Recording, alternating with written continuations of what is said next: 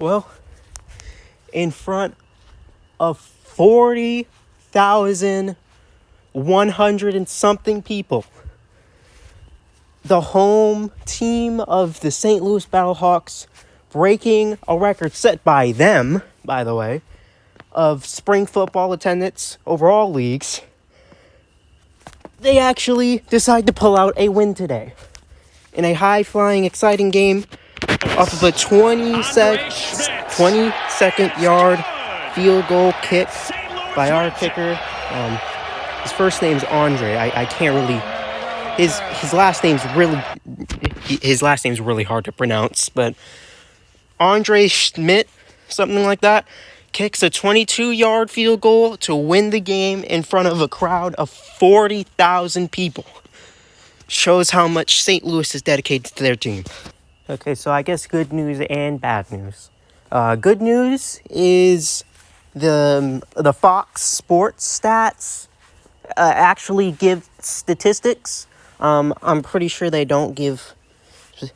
They actually give statistics, so I'm going to be using that from now on. The bad news, other than that there's ads, is that I cannot rotate it. So, unfortunately, you're going to have to see this form. But I'd rather take stats over TV watching pleasure. Since, it's not like 3 million people are going to watch this.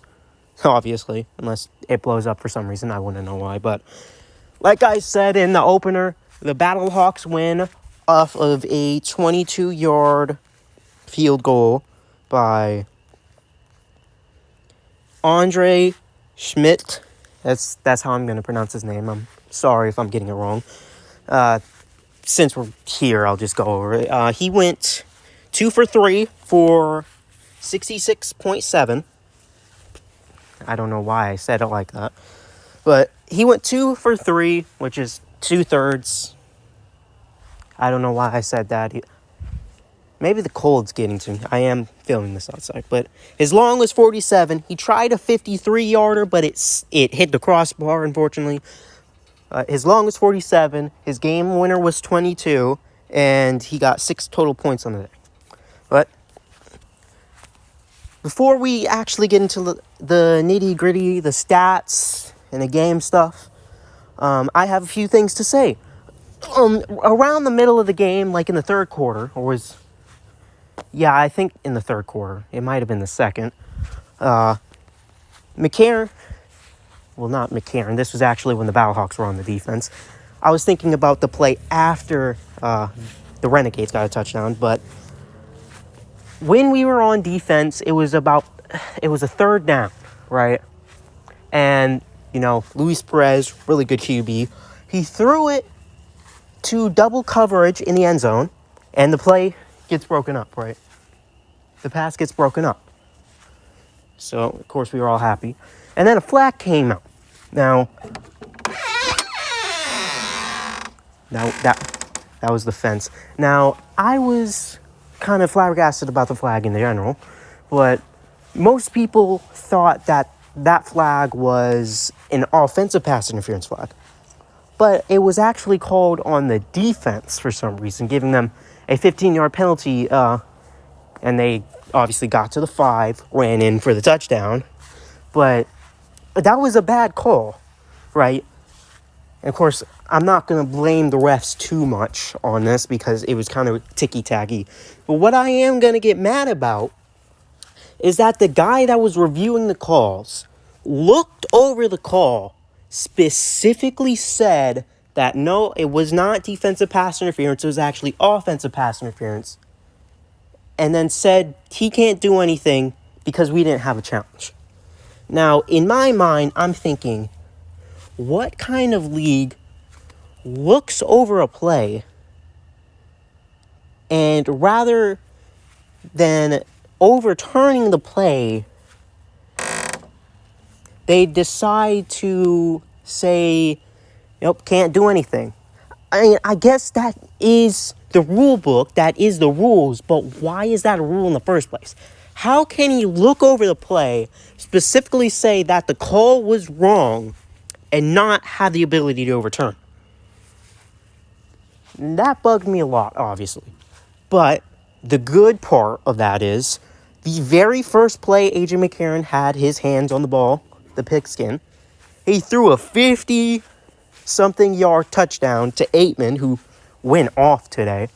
And while they didn't get the extra point, we did. So we took a 4-point lead over the 3-point lead we had. So it kind of all evened out in the end. So that's a case of ball don't lie, in my opinion. But, I mean, I don't get how you can look over a call and say it's wrong and still not have the opportunity to turn it over. That just seems dumb to me. But I'm not going to blame the refs there because, I mean, that was really close to being offensive and defensive. And, of course, the refs also gave us a defensive pass interference at the end of the game, which allowed us to drive all the way down and kick the field goal. So, while the refs made a bad call there, I'm not going to say they're NFL bad yet. That was just a mistake. And it's definitely way better than actual NFL flag stuff. But I just wanted to get that out there. More things. Near the end of the game, of course, after that 15-yard penalty, we handed it off to our running back, Mr. Durant. And he drove off a 45, 42, somewhere around that range to get us down to like the 10. So thank goodness for him. That's the main reason why we got that field goal. So thank you for that. And of course, we kicked the field goal. We win the game. Overall, very exciting game. Glad that a lot of people are showing up to these games because, you know, in other UFL games, you know, people aren't as showing up as much. While us, the Battlehawks, were outmatching competition. That crowd definitely helped in us winning on defense because the defense was not looking too good, if I'm going to be honest. The D-line was all right. I don't like the O-line, and the corners didn't really make much plays except at the end of the game. But enough yapping. Let's actually get to the stats. Okay, AJ McCarron throws 19 for 29 for 248 yards, 2 touchdowns, and no interceptions for a QBR of 115.3 and an average yard of 8.6. While Luis Perez threw 21 for 29 for 233 yards, 1 touchdown, and a QB rating of 107.4 with an average of 8 yards per throw. Now, I'm going to actually praise Luis before I praise McCarron for some reason, but Luis, yeah, I can tell why they won the XFL championship because of him. He's a really good quarterback. It seems like he wants to get a chance in the NFL, and I think he does deserve to at least get a shot on maybe like the Panthers or something because Bryce Young sucks. No, I'm joking. I'm just messing around because one of my friends is a Panthers fan, but I think he deserves a shot. Luis is really good. Scott Jr. really came in to run more than throw, but he did throw a conversion. I think that was just a 1 point, obviously, but of course, other than Matt Durant, which I had already mentioned, Gallman the second ran 2 for 4, and McCarron ran 2 for 2, so Durant really clutched up for us. And then for receiving, like I said, Aitman balled out today for 4 receiving catches, 114 yards, 2 touchdowns, and a long of 53. He was targeted 6 times. And then for our other receivers, Shepard caught 9 for 82 yards. He was targeted 12 times. Butler caught 3 times for 26 yards. And he was targeted 6 times. Bradley caught 1 for 18 and was targeted once. Durant caught 1 for 5. He was targeted once. Jackson caught 1 for 3. He was targeted twice. And Everett caught no ball but was targeted once.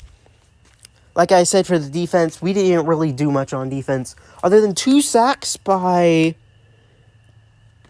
Taumokpeku. Sorry if I'm mispronouncing your name too. He had 2 sacks on the day.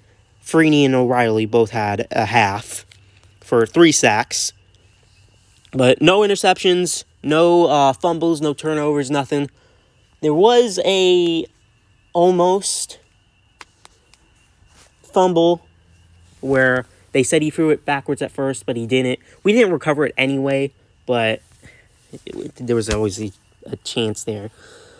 But not much from our defense today, although there was one clutch DB play. I forgot who, but it stopped first down, which would have lost us the game, obviously. Like I said, there's no fumbles. For kick returns, Shepard returned 3 for 83, and Sutherland returned 1 for 13.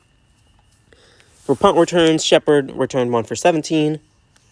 We already went through the kicking. Schmidt kicked 2 for 3. And Hoffricher punted one time for 50 yards, and he was inside the 20 that one time. Quickly going over the Renegades, Smith caught 9 times for 23 yards. His long was 17. This is rushing. He attempted 9 rushes for 23 yards and a touchdown. Brown attempted 7 rushes for 19 yards. Payton attempted 1 rush for 16 yards. And Scott Jr. attempted 4 rushes for 13 yards and a touchdown. Smith also had a rushing touchdown on the day. Now for receiving. Payton caught 5 for 83, which is with his long being 43, which was the longest throw for Luis that was caught. And he was targeted 6 times. Vaughns caught 5 for 58, and his long was 14. He was targeted 7 times. Smith caught 2 for 20, and was targeted 2 times. Brown caught 2 for 18, and was targeted 2 times. Van Der Esch, which is related to one, I believe, a player on the Packers. He has a similar last name, so I'm assuming that, but maybe not. He caught 1 for 14. He's targeted 1 time. Canella caught 2 for 10. He was targeted 2 times. Burnett caught 1 for 10. He was targeted 2 times. Allen caught 1 for 6 and was targeted 1 time. Perez caught his own tipped ball. He didn't go anywhere. And Winstead was targeted 4 times but did not catch a ball. So he might be the one who sold the team. Payne, Lee, Dorn, Redmond. Redmond actually had 2 sacks. I was about to say they all didn't get a sack, to be rude, but Redmond, he got 2 sacks. Beasley caught 1.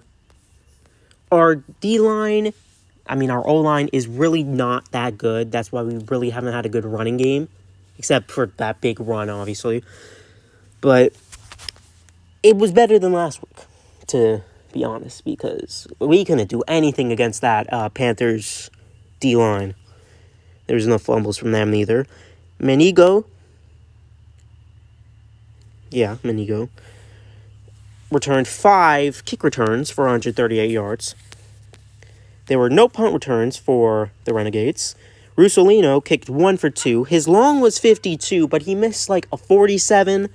And of course, that was in the clutch time. He missed a 47-yarder, which allowed us to go down and win on that field goal. We would have won it anyway if it still went like that. Although we wouldn't have the same field position. But say everything happened still, we probably would have ran it in for the touchdown. But that missed kick was huge, obviously. Unfortunate for him. And King punted 3 times for he actually averaged 46 yards. He was inside the 20 once, and his long was 53. I don't know why it doesn't say how much total punting yards he had for some reason, but that's just how this works, obviously. And then finish it off with the matchup. The Renegades had the ball for 32 minutes, while the Battlehawks basically had it for 28. The Renegades had 8 first downs, same as the Battlehawks. The Renegades had 55 total plays, while the Battlehawks had 50. The Renegades had 287 total yards to St. Louis's 344, while they had 5.2 yards per play, while we had 6.9. There were 3 red zone TDs for the Renegades, and 1 for us, because, we had that 50-yarder, and they really only got their touchdowns from short corner passes or runs. They had 3 red zone attempts. We had 2. We kicked that field goal on the last one, so that's what happened there. And I like how it goes more in depth in the passing, like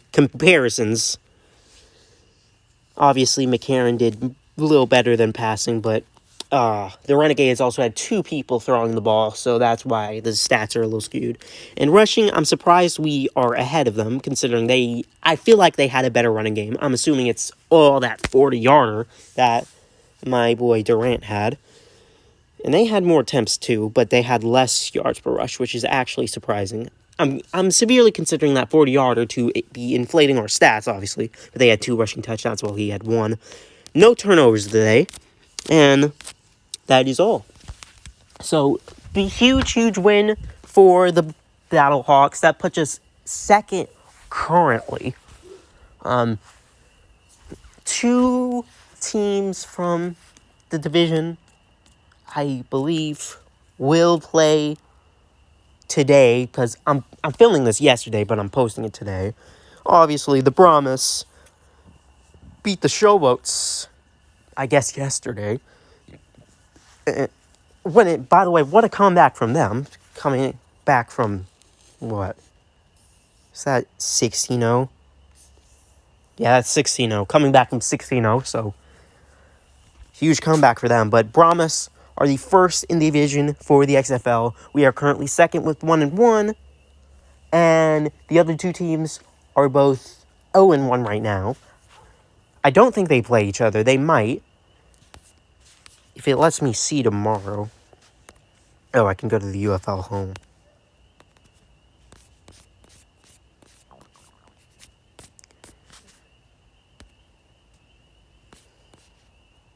Yeah. Okay, the Renegades are 4th because we beat them. We're 2nd, and the Defenders will play tomorrow against the Roughnecks, who are also 0-1. Now, it's kind of shown that the USFL is a more competitive division than the XFL, which is obviously surprising. But if the Defenders lose this game, which they are favored by 5 currently, it's going to depend on tiebreakers. But currently, right now, we are 2nd in the division. And if the league stopped today, we'd be in the playoffs, so I'm not complaining. But that's all I have to say for this video. Hope to see you guys again soon when we get another win or loss. We're going to win next week, obviously, with us playing the Brahmas. Oh. We might lose that game because they are 2-0. But that's all I really have to say for this video.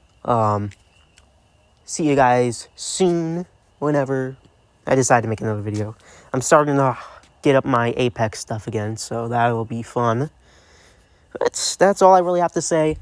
Have fun in the eclipse. If I don't make another video between then, I'm going to watch it personally, so it's going to be really exciting. And if the world ends, hey, that would be pretty cool. It wouldn't be that cool. But have fun at the eclipse. Hope you guys are having a good week after that. And I'll see you next time if you only want to watch these UFL videos next week at Sunday, because it's at 3 p.m.